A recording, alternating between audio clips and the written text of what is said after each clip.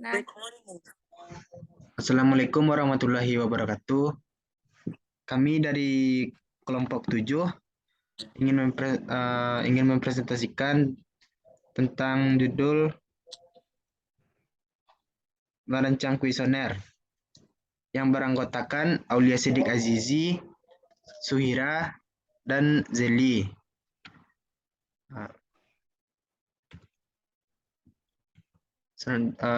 Kepada Zeli dipersilakan. Assalamualaikum warahmatullahi wabarakatuh. Ini saya akan menjelaskan pengertian kuesioner. Kuesioner adalah sebuah teknik menghimpun data dari sejumlah orang atau responden melalui seperangkat pertanyaan untuk dijawab. Dengan memberikan daftar pertanyaan tersebut, jawaban-jawaban yang diperoleh kemudian dikumpulkan sebagai data. Nantinya data diolah dan disimpulkan menjadi hasil penelitian. Adapun manfaat kuesioner yang pertama yaitu memperoleh data dan informasi sebagai bahan dasar penyusunan hasil penelitian. Yang kedua, menghasilkan data dan informasi dengan tingkat validitas yang tinggi. Yang ketiga, memperoleh data perbandingan sebagai bahan evaluasi yang mendalam. Yang keempat, mengetahui sikap dari responden secara langsung. Selanjutnya, adapun jenis kuesioner. Yang pertama yaitu kuesioner terbuka. Kuesioner terbuka adalah kuesioner dengan jenis pertanyaan uraian.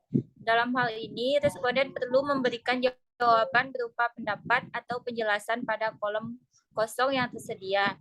Kuesioner terbuka biasanya digunakan untuk memperoleh informasi mendalam. Yang kedua, kuesioner tertutup. Sementara pada kuesioner tertutup, pertanyaan yang diberikan ialah berupa pilihan ganda.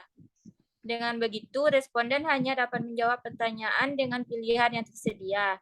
Hasil kuesioner tertutup tergolong mudah diolah dan tak memakan banyak waktu. Yang terakhir yaitu kuesioner campuran. Kuesioner campuran sebetulnya merupakan perpaduan antara tipe kuesioner terbuka dan tertutup. Selain berguna untuk memperoleh informasi mendalam, metode tersebut juga sekaligus memberikan sejumlah data berupa angka.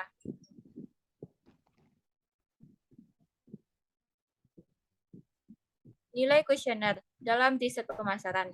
Nilai atau pengukuran artinya menggunakan angka atau simbol lain atas karakteristik objek menurut aturan yang sudah dispesifikasikan sebelumnya. Skala merupakan angka yang diaplikasikan untuk memudahkan pengukuran. Secara umum, terdapat 4 jenis skala yang harus dipilih dengan tepat karena pemilihan skala sangat berpengaruh terhadap metode analisis yang digunakan selanjutnya.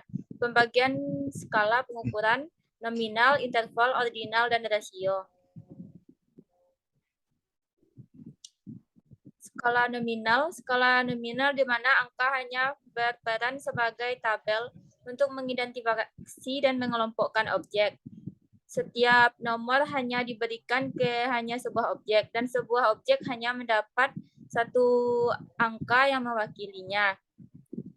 Dan selanjutnya dalam riset pemasaran, skala nominal digunakan untuk mengidentifikasi responden, merek, kemasan, toko, dan lain-lain. Angka dalam skala nominal tidak mencerminkan jumlah karakteristik yang dimiliki objek. Yang kedua yaitu skala ordinal. Skala ranking yang di dalamnya angka diberikan ke objek untuk mengidentifikasi derajat relatif suatu objek.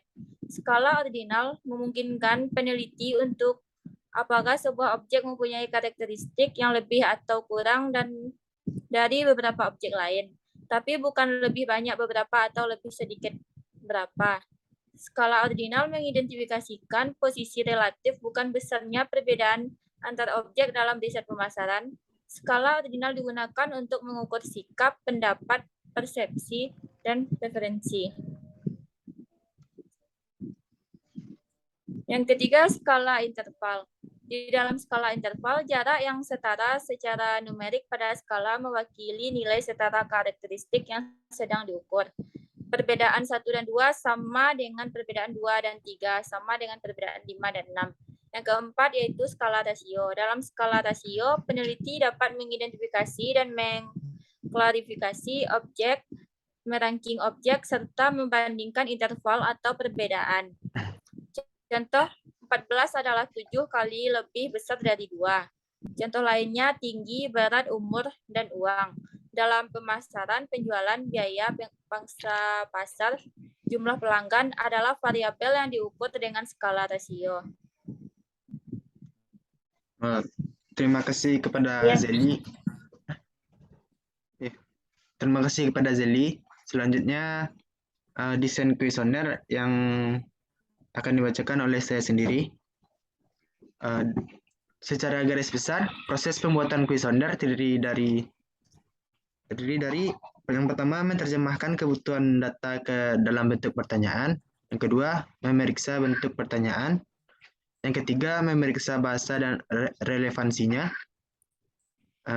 memeriksa urutan pertanyaan. Yang pertama yaitu memeriksa penampilan kuesioner, yang kedua melakukan pretest atau tryout, dan yang ketiga membuat naskah akhir atau final draft.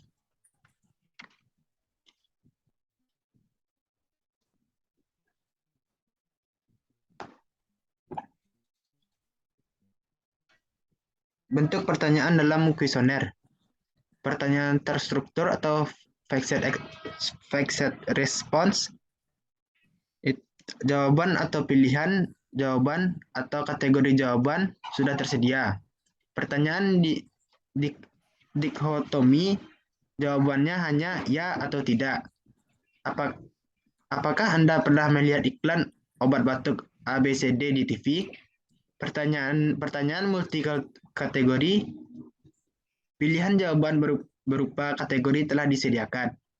Berapa besar pengeluaran saudara untuk kosmetik selama sebulan yang lalu? Pertanyaannya, pertanyaan terbuka atau open-ended. Yang selanjutnya, tidak terstruktur.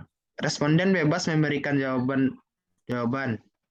Pertanyaan dimulai dengan jelaskan, mengapa, bagaimana, dan sebutkan. Peran surat pengantar. Surat pengantar adalah surat resmi yang dikeluarkan instansi, organisasi, atau lembaga tertentu untuk memberikan informasi penting kepada pihak tertentu. Surat ini bisa berupa surat pengantar dokumen, surat pengantar RT dan RW, surat pengantar kerja, surat pengantar proposal, dan lain-lain. Selanjutnya akan dibacakan oleh Suhira. Para Suhira dipersilakan. Baiklah, saya akan melanjutkan materi selanjutnya, yaitu peran surat pengantar. Surat pengantar dibagi menjadi dua macam. Yang pertama yaitu surat pengantar resmi yang menggunakan materai dan tanda tangan sehingga memiliki kekuasaan hukum. Yang kedua yaitu surat pengantar tidak resmi. Surat pengantar tidak resmi ini hanya memiliki tanda tangan dan tidak perlu bermaterai.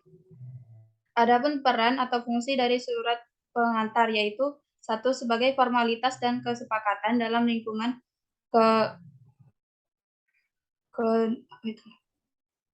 keadministrasian. Dua, menjadi pintu membuka saat memperoleh surat resmi. Yang ketiga, menjadi sarana yang dapat meyakinkan instansi. Dan yang keempat, sebagai sarana untuk memberitahukan maksud dan tujuan pengiriman surat pada pihak yang dituju. Baiklah, yang selanjutnya itu pertimbangan lain dalam pengumpulan data. Instrumen penelitian. Pemilihan penelitian yang menggunakan pendekatan kualitatif atau pendekatan kuantitatif. Instrumen penelitian dipilihkan menjadi 4 bagian. Yang pertama, tes. Tes yaitu mengukur kemampuan seseorang dalam bidang tertentu. Yang kedua, inventory, karakter atau psikologi tertentu dari individu. Yang ketiga, questionnaire, menjaring data yang bersifat informatif, faktual atau faktor konkret. Yang keempat, pedoman. Pengamatan adalah instrumen yang dipakai sebagai alat bantu dalam melakukan observasi terfokus. Next. Pertimbangan lain dalam pengumpulan data. Kriteria instrumen penelitian yang bijak menurut Erlingen tahun 1973 adalah apabila seorang peneliti tidak mengetahui validitas dan reliabilitas instrumen yang digunakan, maka sedikit keyakinan yang dapat diberikannya kepada data yang diperoleh dan kesimpulan yang diambil dari data tersebut. Adapun kriteria pokok dalam instrumen penelitian yang baik. Yang pertama yaitu validitas. Validitas adalah suatu instrumen yang dinyatakan telah memiliki kesahihan atau ketepatan yang baik jika instrumen tersebut benar-benar mengukur apa yang seharusnya hendak diukur. Validitas suatu instrumen selalu bergantung pada situasi dan tujuan penggunaan instrumen tersebut. Suatu tes yang valid untuk satu situasi mungkin tidak valid untuk situasi yang lain. Tujuan penggunaan tes merupakan faktor utama penentuan validitas. Perbedaan tujuan tes memerlukan validitas yang berbeda pula. Yang kedua yaitu reliabilitas. Reliabilitas yaitu dalam bidang psikologi dan pendidikan, reliabilitas atau keterandalan instrumen diartikan sebagai keajekan hasil dari instrumen tersebut. Untuk membedakan konsep reliabilitas dan konsep validitas, perlu dikenal kesalahan acak pengukuran dan kesalahan sistematis pengukuran. Kesalahan acak suatu pengukuran dapat membesarkan atau mengecilkan skor subjek dengan cara yang tidak dapat diramalkan. Dan beberapa kesalahan pengukuran yang terjadi secara sistematis yaitu validitas suatu tes menjadi rendah jika skor tes itu berubah secara sistematis karena pengaruh lain, selain hal yang sedang dicoba untuk diukur.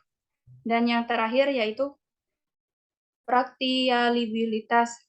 Yang harus dipenuhi oleh instrumen untuk dapat dikatakan baik adalah kepraktisan atau keterpakaian. Mungkin hanya itu yang dapat saya sampaikan. Saya kembalikan kepada moderator.